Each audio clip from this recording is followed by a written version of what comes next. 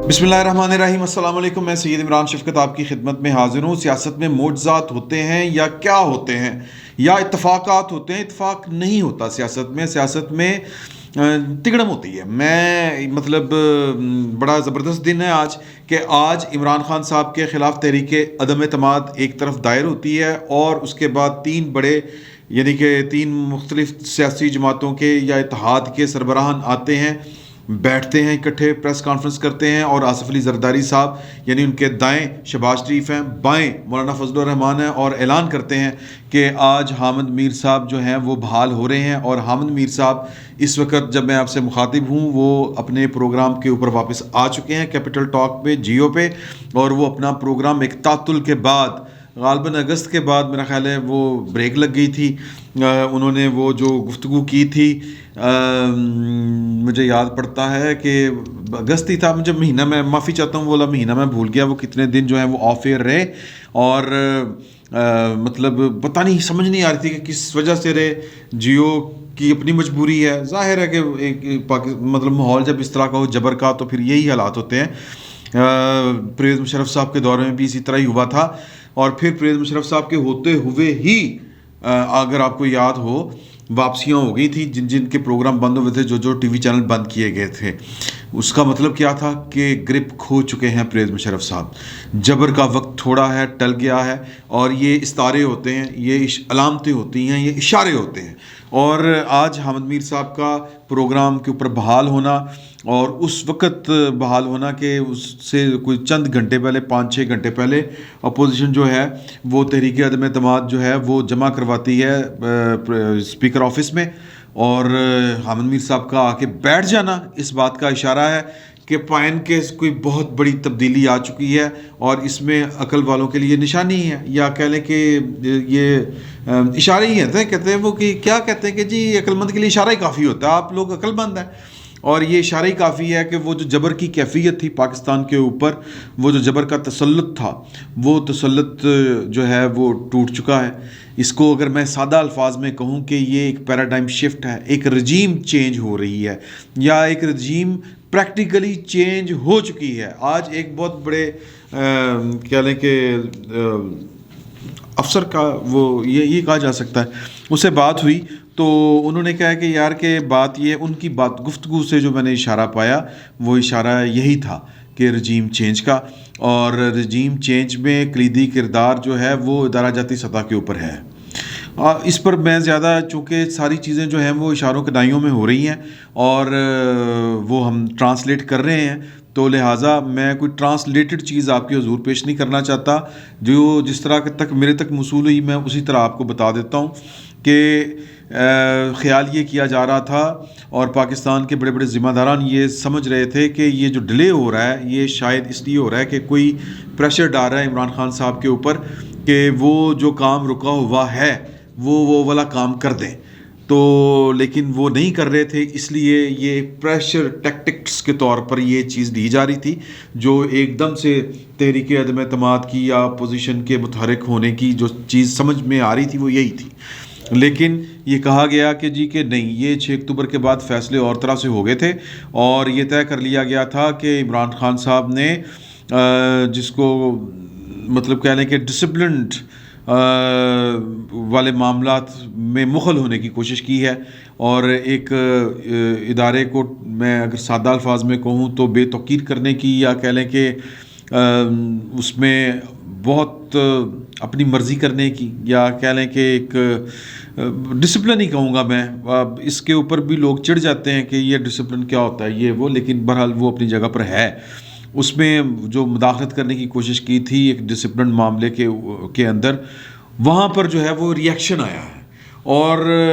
कोई किसी भी चीज़ का ना मतलाशी है ना मुतमन्नी है। मैं अगर खुल के बात करूं तो ये पर्सनल नहीं लेनी चाहिए। जो प्रोपेगेंडा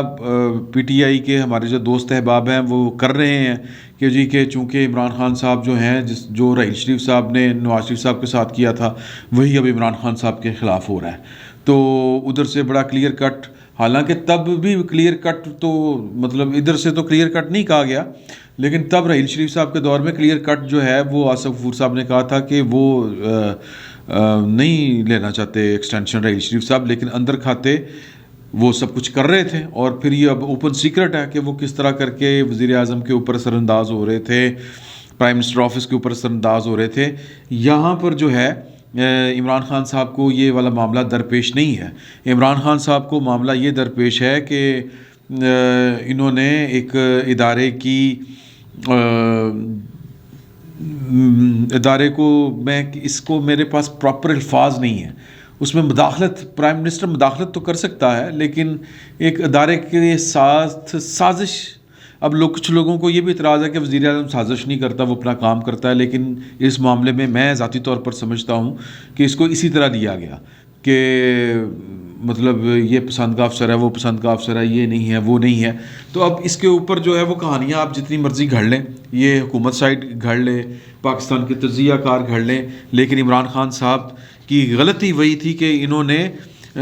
جو کہہ لیں کہ ممنوعہ علاقہ جو ہوتا ہے، علاقہ غیر، وہاں پر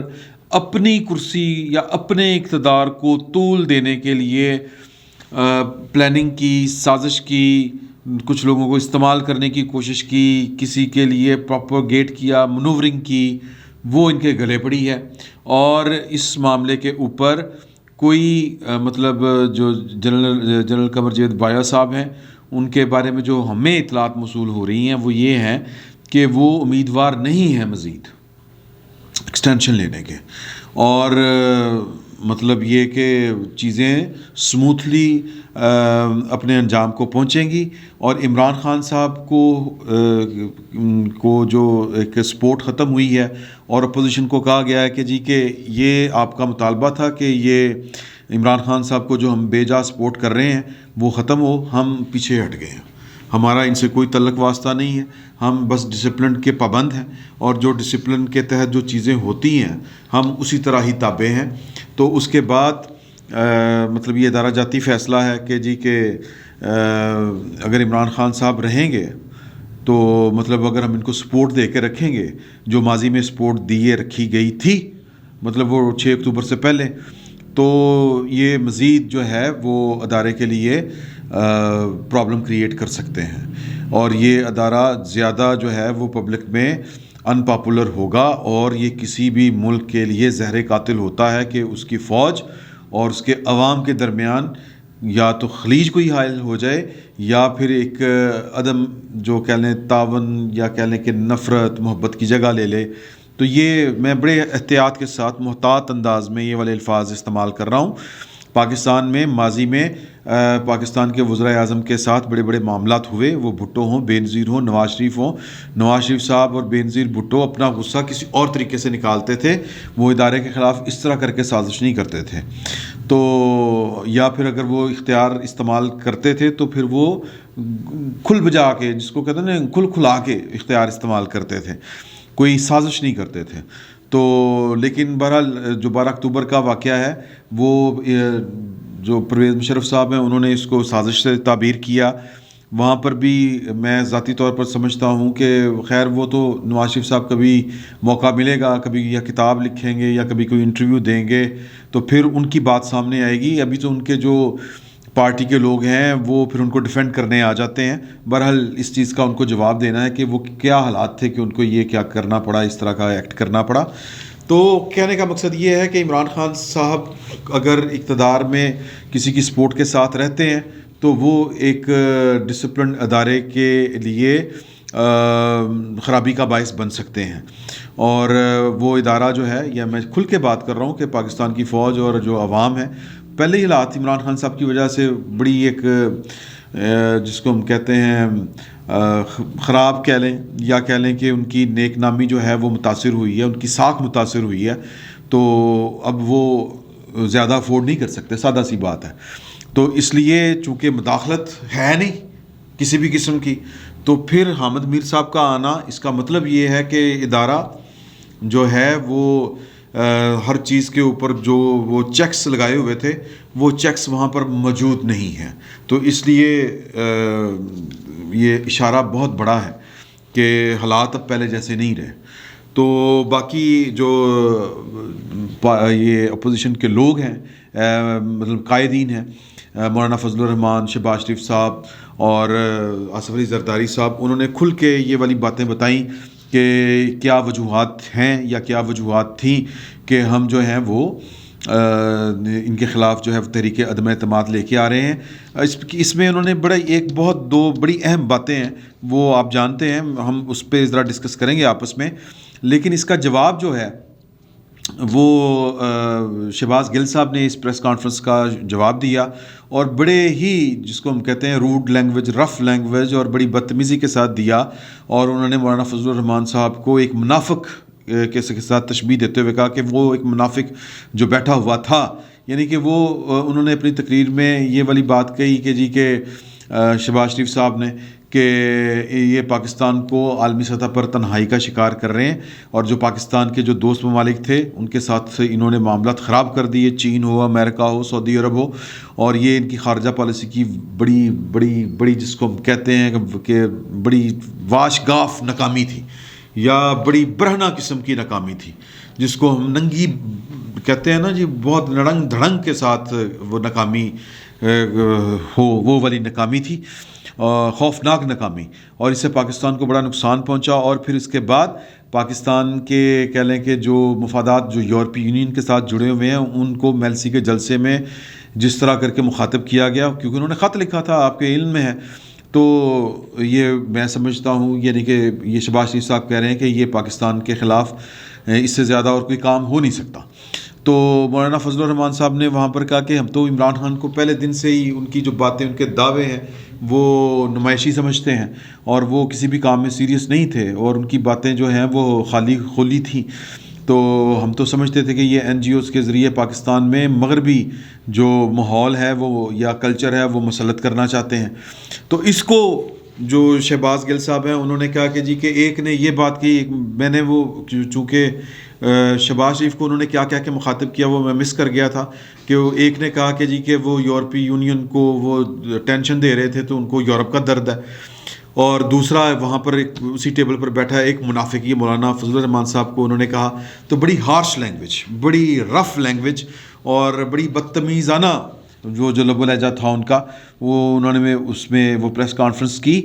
اور اس پریس کانفرنس کا اگر ہم فلمی ترجمہ کریں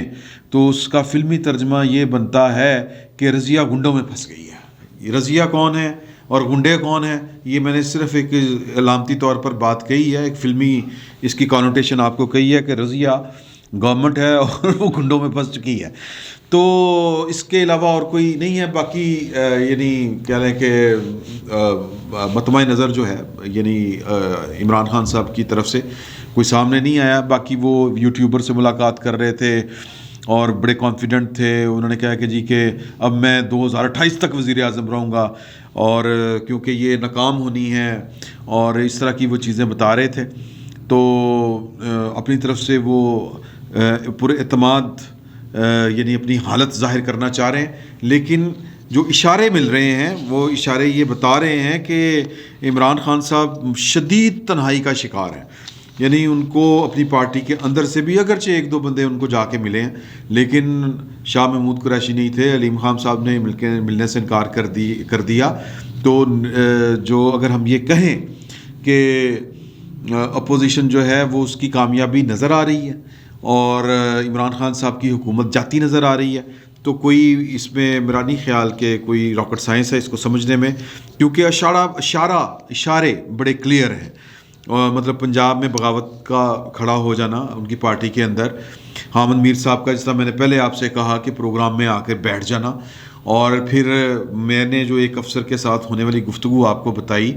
کہ کوئی بندہ جو ہے وہ نہیں چاہ رہا کہ جناب کہ وہ کسی عہدے کے ساتھ چمٹا رہے. وہ عمران خان صاحب کو نہ کوئی پریشرائز کر رہا ہے نہ کوئی کچھ کر رہا ہے, بلکہ نیوٹرل ہو کے ایک سائڈ پہ بیٹھے ہوئے ہیں کہ سیاسی عمل جانے اور عمران خان صاحب جانے, ہم تو عمران خان صاحب کو اوبے ہی کرنے بیٹھے ہوئے ہیں, وہ جو بھی آرڈر جاری کریں گے. تو اگر ہم اس ساری صورتحال کو ایک لائن میں پرونا چاہیں تو وہ یہ ہے کہ کہانی گئی موقع تے قلعہ گیا ٹھوک. فی الوقت اتنا ہی, بہت بہت شکریہ آپ کا.